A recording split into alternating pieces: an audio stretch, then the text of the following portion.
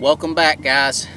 Got wired for crappie here, Matt Zenas, out here on Tellico Lake today. Gonna do a little crappie fishing. Storm just blew through. It doesn't look like it from the sky behind me there, but we just had a pretty bad thunderstorm roll through. I'm excited about that. Reason being is I absolutely love thunderstorms in the summer. Seems like the cool water that falls out of the sky, it always cools the surface temp and the fish will pull up out of the brush.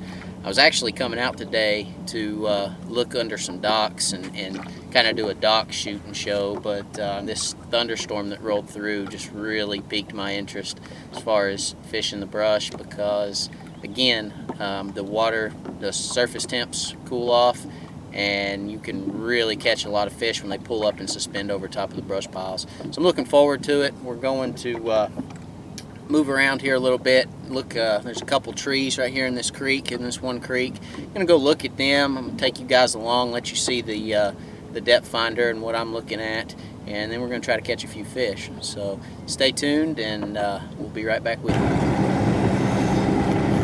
All right, welcome back. I'm gonna roll around here. We've got a couple trees that we've got marked. I want to show you guys what we're looking at here, what I'm looking for when I'm looking for brush, looking for fish on brush, especially in the summer. As you can see, we're in about 24 feet of water right now. We're actually going to move up a little. This brush pile, this tree is going to be in about 18 feet. So we got our map, our down imaging, and we got our side imaging here. We'll be rolling over it here just shortly.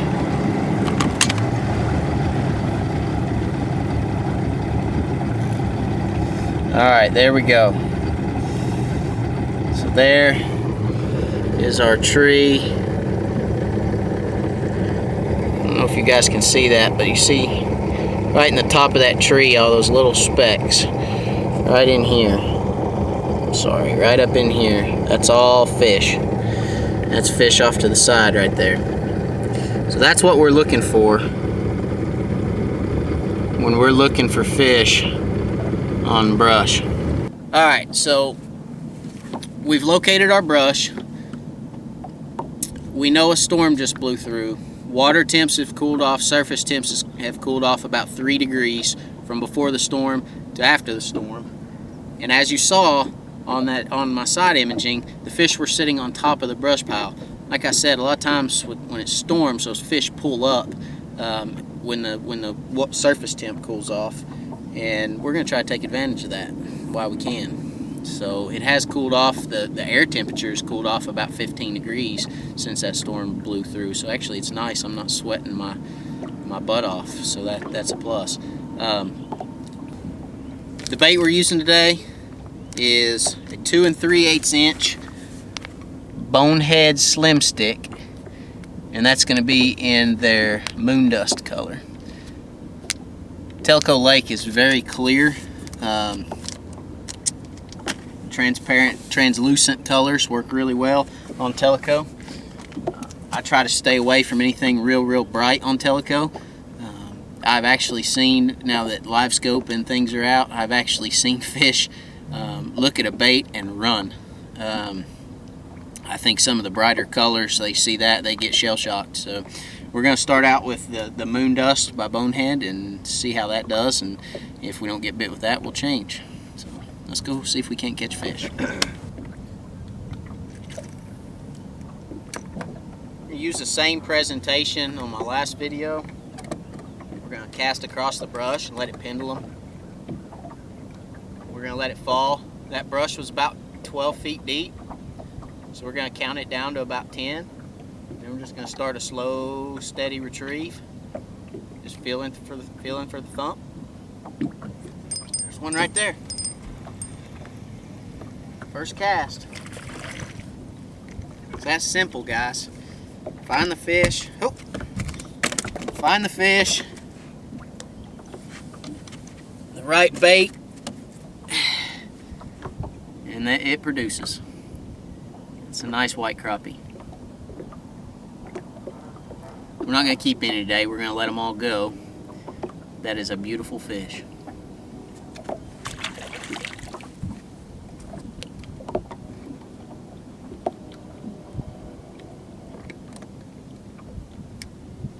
Alright, again, pitch out. We're going to give it about a 10 count. 1, 2, 3, 4, 5, 6, 7, 8, 9, 10. Start our retrieve. There he is.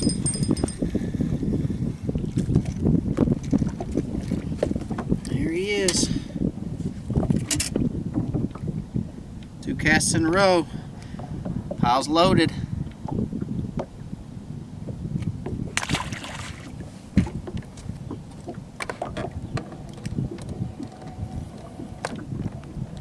Alright, 1, 2, 3, 4, 5, 6, 7, 8, 9, 10. Oh, I missed that one. Guys, one thing about this, when you cast out and you're counting down, if you notice, I always leave my bail open. Reason being is because if you leave your bail open and you give your line slack, it's gonna fall, your bait's gonna fall straight down. If you don't give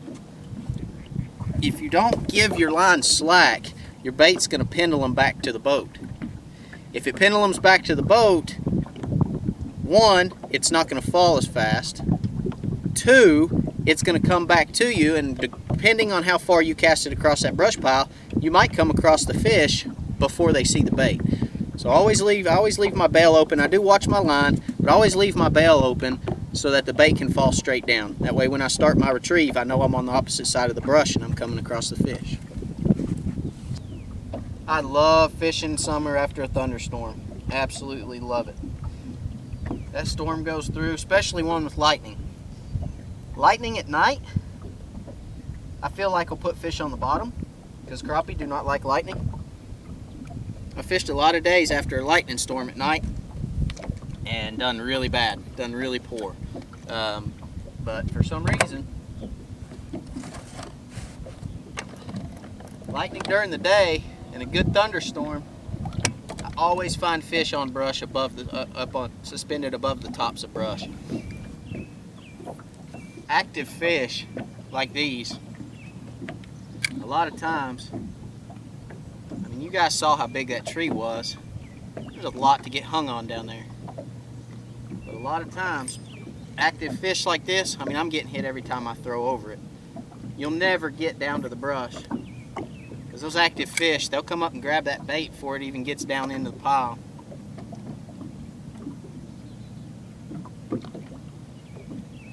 Using a 32nd ounce head, chartreuse head. There's another one. Better fish. Yow! Hooks are sharp, guys. Calm down. Calm down.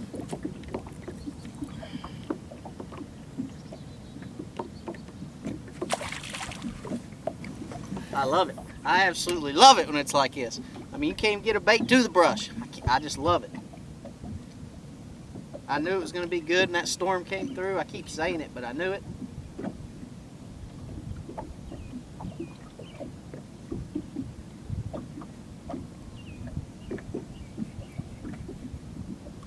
Fish got to eat in the summer too. That's a decent fish.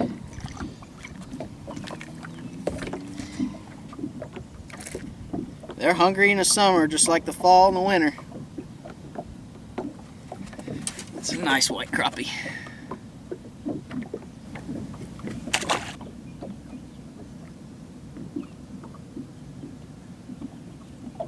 Oh, hung in the brush. Finally. Alright, so I just got hung and broke off. One thing that tells me is maybe they're slowing down on us a little bit. So what we're going to do is we're going to tie on and we're going to change colors. So we're going to stick with the translucent colors, the clear colors, but we're going to throw something at them with a little color to it. So maybe a red flake or a blue flake, something of that nature. Just something to kind of change it up a little bit and see if we can get another bite. Alright guys, so we broke off and we are going to switch colors. So like I told you guys, it wasn't even getting down to the brush, and then all of a sudden it did. Tells me they could potentially be slowing down on that color. Maybe they want a different color. So we're going to switch profiles, bait profiles, and we're going to switch colors. So we're going to a stump bug, chartreuse head. It's got kind of a opaque body with a green tail. And I'll put the color, exact color, in the description below, so if you want to check that out. I knew the moon dust. I'm not familiar with that color, but we'll put it in the description below right down here. So if you want to see it, go look right down there. Hey, don't forget to hit that little subscribe button down there on that screen as well, so you'll get all our videos from here on out. See if we can't catch one on this color.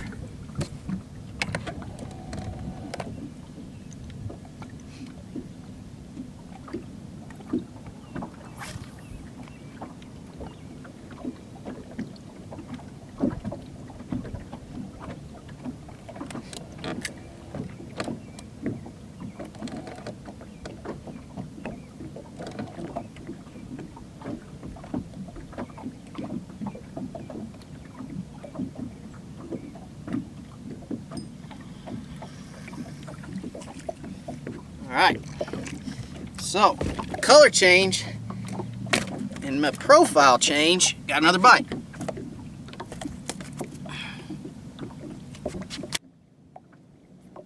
There's one.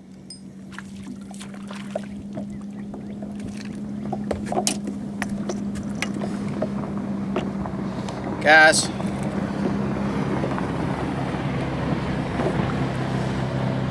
that right there is why it's so important to have different bait styles, different colors. You know, I honestly believe if you find active fish, I'm not a huge believer in color.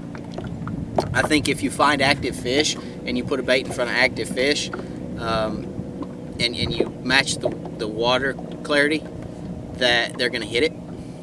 I believe in more so matching the water than the fish just seeing the color. But it's so important to have multiple styles of bait and multiple colors of bait. For instances like this, when you're on a pile, you've caught some fish, you're trying to just load the boat down. Maybe you want to go home with a limit, and you just keep pounding them, and all of a sudden, bam, they stop. You can switch profiles, you can switch colors, and a lot of times they'll fire them right back up and they'll start biting again.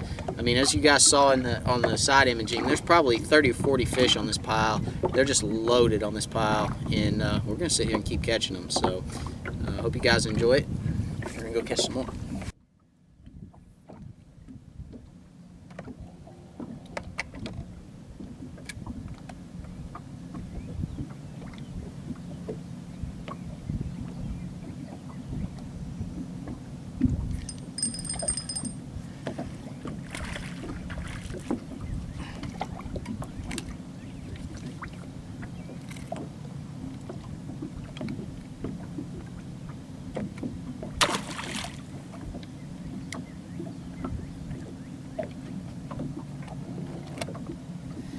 Guys, I'm sorry. I really wanted to do a dock show today because docks are just fabulous in they're fantastic in the summer.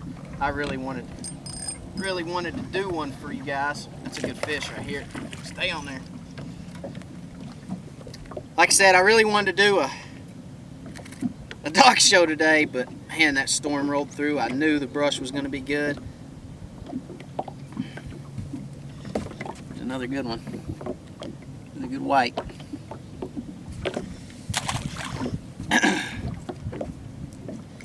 And I knew it'd make for a good show. And it gives us time to talk about the different weather conditions. I mean, weather affects these fish just like it affects us.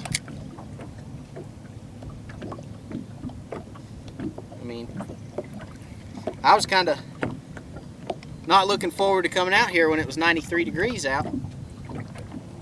I thought to myself, man, it's gonna be hot, I'm gonna sweat. All for you guys, right? But that storm came in and I thought, oh yeah. And that air temperature cooled off and the surface temperatures cooled off, and those two together make me happy and make the fish happy. That's a good fish right there. Stay on there, baby.